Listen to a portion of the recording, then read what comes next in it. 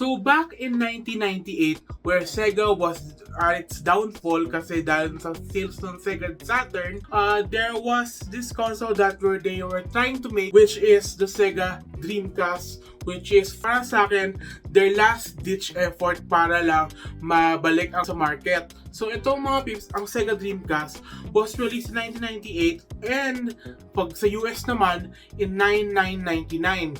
So this console was one of the best consoles at its time up until nasira siya ng PlayStation 2. So in this video, we're going to talk about itong and why it was one of the best consoles in that generation up until nasira siya ng PlayStation 2. So without further ado, let's get started, mga peeps.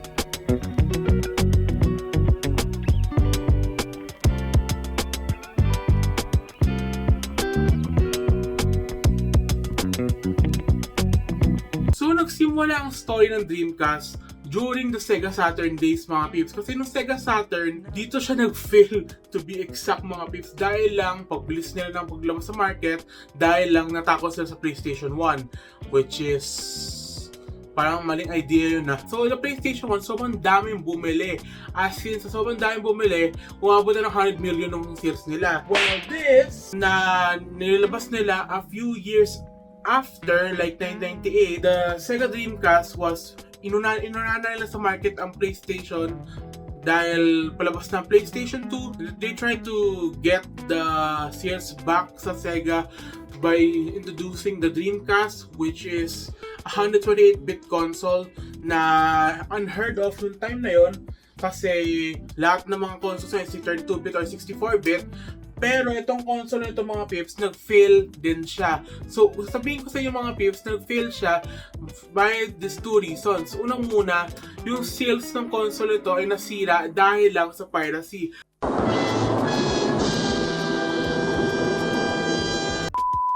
Ang mga tao kasi nung time na yon, gusto nila free games, syempre. So ang mga computers na meron doon CD-ROM writer. So ang mga mga consoles nung time na yon, pwede silang ma-bypass gamit ng CD-ROM writer na yun. Pero ito, sobrang dali lang daw ma-bypass kasi so during that time, mga community na gusto mag-hack ng Sega Dreamcast, they released a bypass disk para lang ma-bypass ang buong code na kailangan para lang ma-read ng Sega Dreamcast. So, doon nasira ang Sega Dreamcast, mga peeps, dahil sa piracy. And second of all, masasabi ko na kailangan talagang malaman ninyo ang PlayStation 2 ang nakasira dito.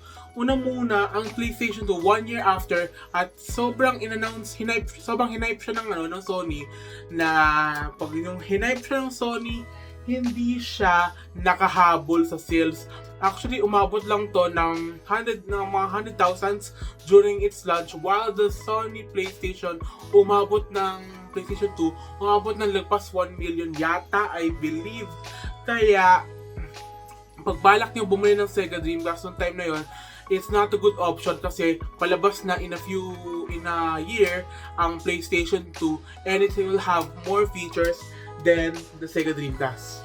So, itong mga peeps, ang Sega Dreamcast na ginagamit ko, yellowed na siya kasi yung time na yon yellowed daw ang uso ng and pag-arawan ang mga consoles nun, like the NES, SNES, lahat yon ay maninilaw. So, ang maganda yun sa console na ito, mga peeps, meron siyang online gaming noong time na yun, which is unheard of noong time na yun sa mga big game consoles like the Nintendo 64 kasi nagkaroon siya ng online by 2000 online na about 2000 parang ganun.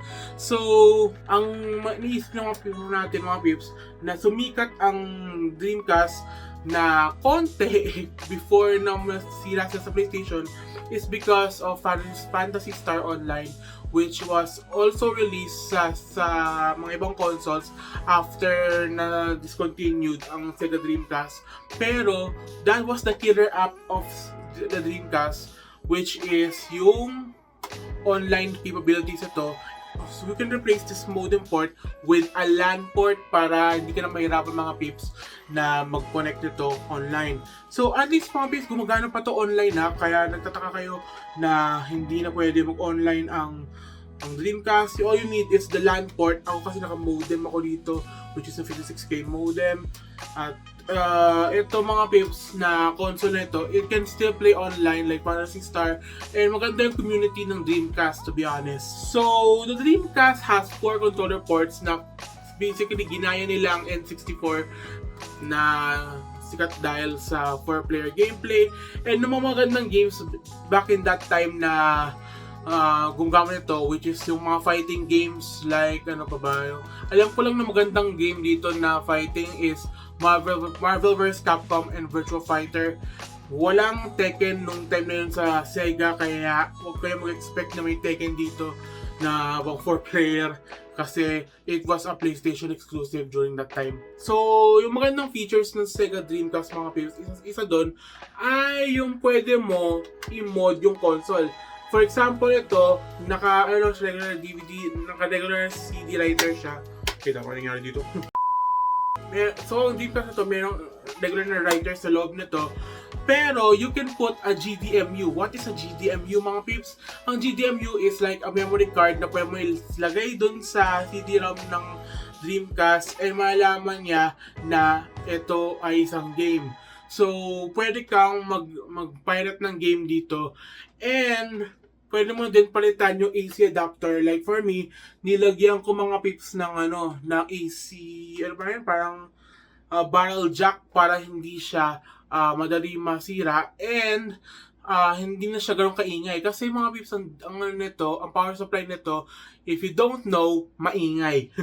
So, let's talk about mga peeps, ang controller. So, ito yung controller ng Dreamcast at saka ibang-iba siya compared sa ibang controllers during that time, like the PlayStation, and wala pang Xbox ng time na yun, and N64. So, ito mga peeps ay meron siyang one thumbstick and yung ABXY nyo, the start and trigger sa likod.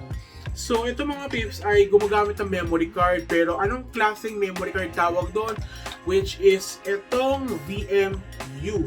So, itong VMU mga peeps, ang ginagamit ng console nito during that time.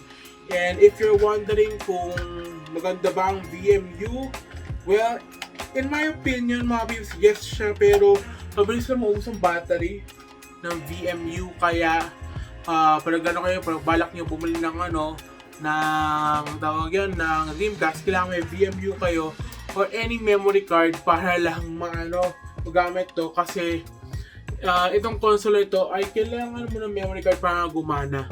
So, ang games naman ito mga peeps ay gumagamit ng CD. So, ito ang sa akin, ang isa sa mga games na meron ako, which is Crazy Taxi. And makita nyo mga peeps na makikita nyo mga peeps na parang parehas siya sa isang regular CD. So, balak nyo ba bumili ng Sega Dreamcast? So, ang Dreamcast ay masyado siyang mahal i-collecta na yon. Around 4,000 to 6,000 para sa console, and around 1,000 to 2,000 para sa mga games. So, marami kasi lumabas na games dito sa mga peeps. For example, lumabas ang NBA 2K dito muna. Lumabas ang Marvel vs. Capcom, Crazy Taxi, and even yung mga Shenmue, mga ganon. Sobrang daming mga killer apps itong Sega Dreamcast.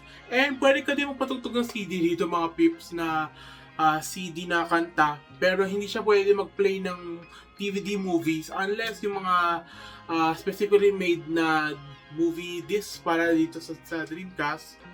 And sabi ko mga peeps na if you want to own a Dreamcast, kailangan maghanda kayo ng konti, because mahirap i-maintain yung ang disk drive nito, lalo na kung luma na mga peeps.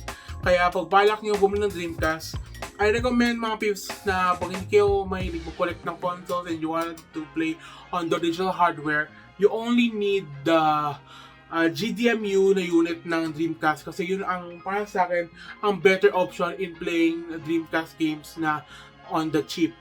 Kaya so salamat mga peeps. Hope you guys enjoyed ng video na ito. Sana nakatulong sa inyo mga peeps ang video na ito in knowing how the Dreamcast, as a owner of a Dreamcast, yung mga mga features ito and stuff. So, maraming salamat mga peeps sa subscribers natin dyan. Kaya Thank you very much for watching. Peace out mga peeps. Bye.